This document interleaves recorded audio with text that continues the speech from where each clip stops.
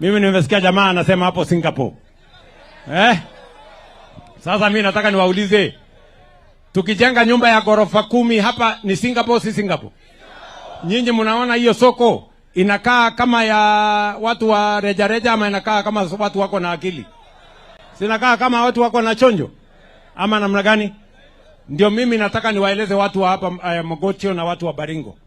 Mimi nawaeleza Kenya hii tunaunganisha, na hakuna sehemu ya Kenya mimi nitakubali ibaki nyuma, kwa sababu Mungu ametupatia nafasi ya kuunganisha taifa letu la Kenya, kutoka kule Lake Victoria mpaka kule ziwa ama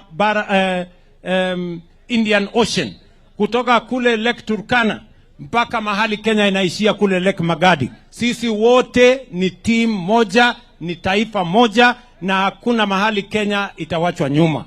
Ile mimi siwezi kukubali ni wale wanataka kutugawanya kwa misingi ya kabila. Wale watu ambao hawana mpango, hawana sera, hawana agenda. Mnawajua? Si mnajua wale wa jamaa? Mnawajua?